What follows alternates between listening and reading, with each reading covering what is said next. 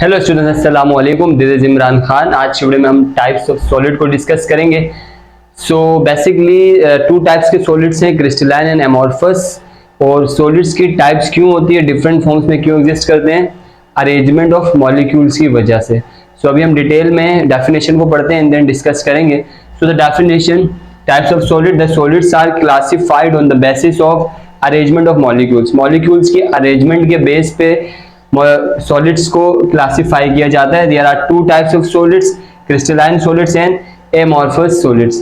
So basically arrangement of molecules mean अगर molecules की arrangement systematic order पे होगी, एक प्रॉपर अरेंजमेंट होगी, तो ऐसे सॉलिड्स को हम कहेंगे क्रिस्टलाइन। यहाँ पे आपको मॉलिक्यूल्स देखें, बिल्कुल एक सिस्टम अरेंजमेंट बिल्कुल सेट होकर के है और सेम है पूरे क्यूब में। जबकि यहाँ पे मॉलिक्यूल्स देखें रेंडमली अरेंज, थोड़ा आगे पीछे होकर के इनकी जो अरेंजमेंट है वो प्रॉपर नहीं है, इररेगुलर अरेंजमेंट है। यहाँ पे रेगुलर अरेंजमेंट है, तो रेगुलर अरेंजमेंट मॉलिक्यूल्स को क्रिस्टलाइन सॉलिड्स कहते हैं, और इररेगुलर सॉलिड के मॉलिक्यूल्स अगर होंगे तो उनको हम एमॉर्फस सॉलिड्स कहते हैं। Now one by one discuss करते हैं crystalline solids and amorphous solids. Crystalline solids are those solids in which molecules are properly, regularly arranged. Proper definition है the solids in which molecules are arranged in definite three-dimensional geometrical patterns. Definite three-dimensional geometrical pattern से मतलब है कि obviously जो भी चीज physically exist करती है, जिसको आप देखते हो, वो थ्री डायमेंशनल ही होती है। और जो हम बोर्ड वगैरह पे बनाते हैं या स्क्रीन पे जो देखते हो वो टू डायमेंशनल हमें दिखती है, थ्री डायमेंशनल चीजें। सो ज्योमेट्रिकल पैटर्न, जैसे मैंने यहाँ पे कुछ एक सॉलिड के मॉलिक्यूल्स के जो है लैटिस स्ट्रक्चर बनाने की कोशिश की, उनके मॉलिक्यूल्स किस तरह से एक दूसरे से बॉन्ड बना करके होते हैं। तो आप यहाँ अगर ऑब्जर्व करेंगे तो जितने भी आप देखेंगे कि ये फोर कॉर्नर्स के जो है ना रिंग्स बने हुए हैं, एक मेट जाली टाइप का लग रहा है। तो यहाँ पे आपको ज्योमेट्रिकल पैटर्न जो है बिल्कुल एक अरेंज फॉर्म में सेम सिमेट्री मिल रही है आपको यहाँ पे सब पे। अगर सॉलिड्स मॉलिक्यूल इस तरह से अरेंज होंगे तो उनको हम कहेंगे crystallines. And the melting point of crystals are very sharp. इनके मेल्टिंग पॉइंट बहुत ज्यादा शार्प होते हैं कि अगर कहीं एक तरफ से इनको हीट प्रोवाइड हो गई तो क्योंकि ये बिल्कुल सब एक इंटरकनेक्टेड है एक दूसरे के साथ, तो एनर्जी फौरन से ट्रांसफर होगी और पूरा सब्सटेंस एक साथ पिघलेगा। शार्प मेल्टिंग पॉइंट है, फिक्स पर्टिकुलर टेम्परेचर पे पिघलना शुरू हो जाता है पूरा सब्सटेंस। और अगर क्रिस्टल्स को आप नॉर्मल लाइफ में देखना चाहते हैं तो आपने सोल्ट नमक देखिए, नमक क्रिस्टल फॉर्म में होते हैं। डिफरेंट आप जो है स्टोन्स वगैरह का यूज करते हैं जो ज्वेलरी के लिए इस्तेमाल किए जाते हैं, बड़े खूबसूरत से प्यारे से शार्प फेसिस होती है, उनकी एजेस होती हैं, तो वो क्रिस्टलाइन फॉर्म्स के एग्जांपल्स हैं। डायमंड एक बेहतरीन एग्जांपल है, यहाँ पे मैंने लिखा भी है एग्जांपल, सोडियम क्लोराइड यानी नमक and diamond are the examples of crystalline solids. इस तरह से खूबसूरत तरीके से होते हैं कि उनके बिल्कुल फेसिस होते हैं, एजेस होते हैं, चार कोनों वाले होते हैं, पांच कोनों वाले होते हैं, डिफरेंट टाइप्स के होते हैं। तो एग्जाम्पल के तौर पर आप ये देख लें, यहाँ पे ये जो एक बॉक्स है, इस बॉक्स के इसको कहते हैं फेस, शार्प फेस है, एक ये फेस है, एक इसके ये पीछे वाला फेस है। देयर आर टू फेसेस, तो ये जहां पे ये टू फेसेस मिलते हैं उस वाले पॉइंट, उस वाली लाइन को कहते हैं एज। तो क्रिस्टलाइन सॉलिड्स के फेसेस और एजेस होती हैं और थ्री डायमेंशनल होता है इस तरह से, राइट। पर्टिकुलरली खूबसूरत तरीके से बने हुए होते हैं। ये एक बॉक्स है, ये भी तकरीबन इस तरह के अगर आपको सॉलिड सब्सटेंसेस नेचुरली मिलेंगे जिनमें फेसेस और एजेस होंगे तो वो क्रिस्टलाइन सब्सटेंस कहलाते हैं, और इनकी मॉलिक्यूल्स नेचुरली एक पर्टिकुलर अरेंजमेंट पे फिक्स होकर के होते हैं। Now next, amorphous solids. Next, amorphous solids. Amorphous solids mean ऐसे सॉलिड्स जिनकी कोई प्रॉपर शेप नहीं होती है, रेंडमली होते हैं, कोई शार्प फेसिस नहीं होती, एजेस नहीं होती है, मीन कोई शक्ल ना रखने वाले सॉलिड जो आपको, अब अगर आप अपने आसपास देखेंगे ज्यादातर आपको ऑब्जेक्ट जो है एमॉर्फस सॉलिड फॉर्म में दिखेंगे। उनकी वजह क्या होती है, उनकी मॉलिक्यूलर अरेंजमेंट, उनके जो मॉलिक्यूल्स होते हैं वो ही प्रॉपरली अरेंज नहीं होते हैं। इस वजह से अभी आप इस डायग्राम में देखेंगे डिफरेंट टाइप्स के आपको सर्कल्स दिख रहे हैं, डिफरेंट टाइप्स के आपको पैटर्न्स दिख रहे हैं और शेप्स दिख रही हैं मॉलिक्यूल्स की। दैट्स वाई जो है ना एमॉर्फस सॉलिड्स जो है वो प्रॉपरली अरेंज नहीं होते, उनकी इररेगुलर शेप्स होती हैं। So proper definition is the solids in which molecules are not arranged in geometrical pattern are called amorphous solids. Amorphous solids, morphous से निकला, morphous mean proper shape वाले and amorphous mean without shape वाले। They do not have sharp melting point. इनकी melting point sharp नहीं होते हैं। For example, आप इनको अगर मेल्ट करवाना चाहें तो amorphous solids के अलग अलग amorphous solids के अलग अलग melting पॉइंट्स होंगे। एग्जाम्पल प्लास्टिक, रबर, गिलास, ये सारे एमोर्फस सॉलिड्स हैं। गिलास का टेम्परेचर मेल्टिंग पॉइंट अलग है, रबर का अलग है, प्लास्टिक का अलग अलग है। So I hope amorphous solids is clear to all of you. So now difference between amorphous solids and crystalline solid. So number one difference is they do not have definite geometrical shape. इनकी proper geometrical shape नहीं होती है, mean इनके जो molecules हैं वो properly arrange नहीं होते स्ट्रक्चरल फॉर्म में, प्रॉपर उनका लैटिस नहीं होता है। जबकि क्रिस्टलाइन सॉलिड्स में क्या है, they have definite geometrical patterns, इनके ज्योमेट्रिकल पैटर्न्स डेफिनेट है। अभी हमने डायग्राम में भी देखा था कि बिल्कुल एक पर्टिकुलर शेप के मॉलिक्यूल्स बनते हैं और ऐसे ही शेप के मॉलिक्यूल्स डिफरेंट जो है ना हर जगह आपको मिलेंगे, कुल एक चेन बनाया हुआ, right. Amorphous solids they do not have particular melting point, इनके melting point जो है पर्टिकुलर नहीं, स्पेसिफिक नहीं, अलग अलग है। जबकि क्रिस्टलाइन सॉलिड्स के they have sharp melting point, इनके मेल्टिंग पॉइंट शार्प होते हैं, फिक्स एक टेम्परेचर पे मेल्ट होना शुरू हो जाते हैं। Amorphous solids are isotropic, amorphous solid जो है वो आइसोट्रोपिक है। हेयर आइसोट्रोपिक मीन क्या, मीन के इनकी जो फिजिकल प्रॉपर्टीज होती है ना वो सेम होती है। आइसो मतलब सेम, आइसोट्रोपिक मीन इनकी फिजिकल प्रॉपर्टीज सेम होती है। फिजिकल प्रॉपर्टीज कौन सी, मैकेनिकल प्रॉपर्टीज हो गए, इलेक्ट्रिकल हो गया, थर्मल प्रॉपर्टीज, मीन अगर इनमें से आप बिजली कंडक्ट करवाओगे, हीट कंडक्ट करवाओगे तो हो थ्रू आउट द मॉलिक्यूल आपको सेम नजर आएगा किसी भी डायरेक्शन में। जबकि यहाँ पे crystalline solids are anisotropic, ये आइसोट्रोपिक नहीं है, एन आइसोट्रोपिक है, मीन इनकी जो फिजिकल प्रॉपर्टीज होती है वो सेम नहीं होती हैं, क्योंकि आपने देखा पर्टिकुलर इनका रिपीटेड जो है लेटिस स्ट्रक्चर होता है और बॉन्डिंग अरेंजमेंट भी कुछ इस तरह से होती है कि सेम इनकी फिजिकल प्रॉपर्टीज नहीं होती है। एमॉर्फस सॉलिड्स आर अनसिमेट्रिकल, ये जो ना सिमेट्री बोलते हैं शेप को, अनसिमेट्रिकल होते हैं।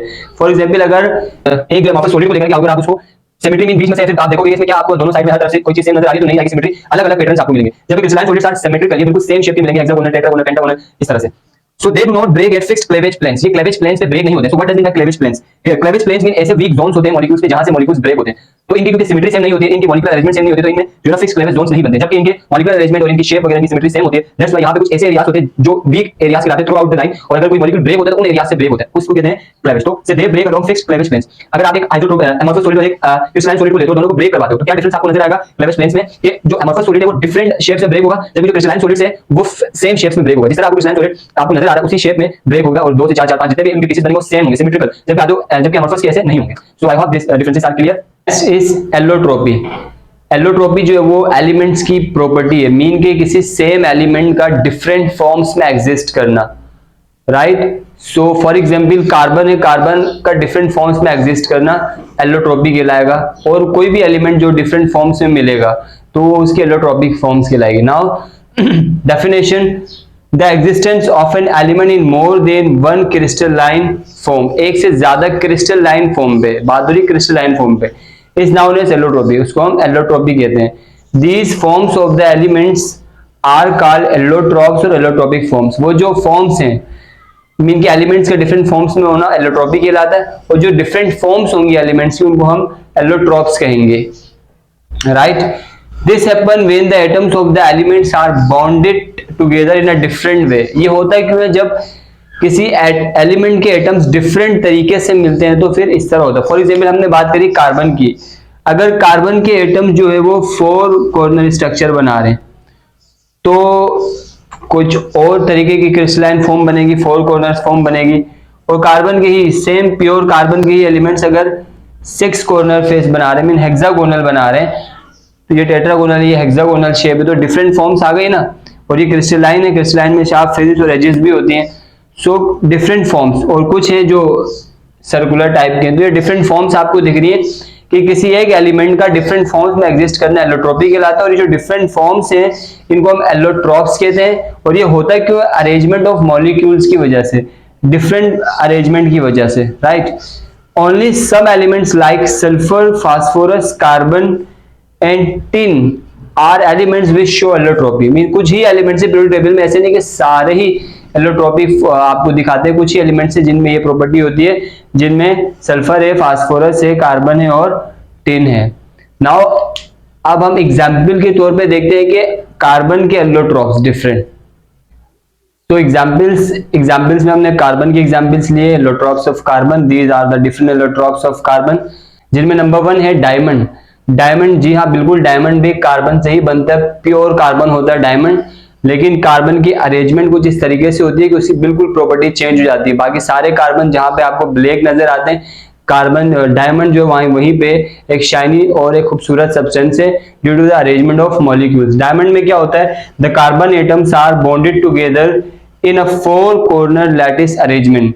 जहां पे कार्बन के जो एटम्स होते हैं वो 4 कॉर्नर अरेंजमेंट पे अरेंज हुए होते हैं। जैसे यहाँ पे देखेंगे कार्बन है, और आप सबको पता है कार्बन की वैलेंसी 4 होती है, इसके आउटर मोस्ट शेल में 4 इलेक्ट्रॉन्स होते हैं। इसी वजह से कार्बन 4 डिफरेंट एटम्स के साथ बॉन्ड बना सकता है। तो इस वाले कार्बन ने 4 डिफरेंट कार्बन के साथ बॉन्ड बनाया। अब आप देखेंगे तो ये 4 कॉर्नर एक आपको स्ट्रक्चर दिख रहा है। ऐसे ही इस कार्बन को देखो, बल्कि ये वाले कार्बन को देखो, इन्होंने भी 4 कॉर्नर स्ट्रक्चर बनाया। इस वाले कार्बन को देखो, इन्होंने भी 4 कॉर्नर कार्बन के साथ रिएक्शन की स्ट्रक्चर बनाया, इसने भी 4 कॉर्नर स्ट्रक्चर बनाया। ऐसे ये स्ट्रक्चर एंडलेसली चलते रहेगा, ठीक है। तो कार्बन की ये प्रॉपर्टी, जो कार्बन के साथ बॉन्ड बनाता है, इस प्रॉपर्टी को बोलते हैं कैटिनेशन, और ये कार्बन में होती है ये प्रॉपर्टी, तो ये खुद से बॉन्ड बना सकता है डिफरेंट। सो ये हो गया 4 कॉर्नर लैटिस अरेंजमेंट। अगर ऐसी अरेंजमेंट होगी एटम्स की तो डायमंड होगा, वो मीन डायमंड में ऐसी अरेंजमेंट होती है एटम्स की। नेक्स्ट कार्बन का ही एलोट्रोप है, जिसको हम ग्रेफाइट कहते हैं, जो अक्सर हम जो है पेंसिल वगैरह जो हमारी होती है उसकी पेंसिल में भी यूज किया जाता है। ग्रेफाइट के साथ कुछ और एलिमेंट्स भी मिलाए जाते हैं, और प्योर ग्रेफाइट नहीं होता, लेकिन ग्रेफाइट भी जो है कार्बन की एक एलोट्रोप है। The carbon atoms are bonded together in sheets of a 6 sided lattice. 6 sided lattice mean 6 कोना। हेक्सागोनल आपको मॉलिक्यूलर अरेंजमेंट मिलेगी ग्रेफाइट की। देखें यहाँ पे कार्बन ने 6 कार्बन के साथ बॉन्ड बनाया हुआ है, और एक शीट के साथ दूसरी शीट के बिटवीन में इंटरमोलिकुलर फोर्सेस है, मीन शीट्स में होता है, शीट्स टाइप, और बीच में गैप होगा, इंटरमोलिकुलर फोर्सेस होंगी, और फिर दूसरी शीट, तीसरी शीट, चौथी sheet.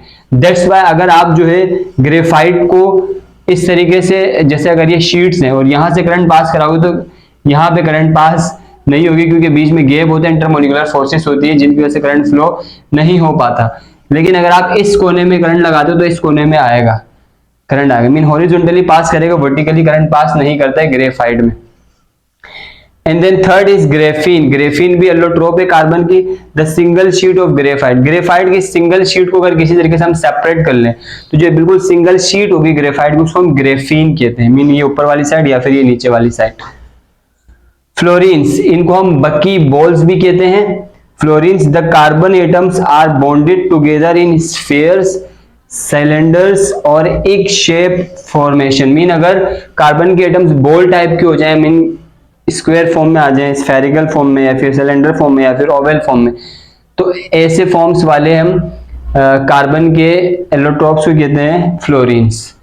I hope this topic is clear, जहां पे हमने सॉलिड के टाइप्स देखे, अमॉर्फस सॉलिड्स और क्रिस्टलाइन सॉलिड्स, एंड देन हमने उनके डिफरेंसेस देखे अमॉर्फस और क्रिस्टलाइन के, and lastly this topic was allotropy. Allotropy में हमने एलोट्रोपी की डेफिनेशन और उसके डिफरेंट एलोट्रोपिक फॉर्म्स देखे कार्बन के। सो अगर आपको वीडियो अच्छी लगी हो तो वीडियो को लाइक करें, चैनल को सब्सक्राइब करें। मिलते हैं इंशाल्लाह ताला नेक्स्ट वीडियो में, तब तक के लिए कीप स्माइलिंग, टेक केयर, अल्लाह हाफिज।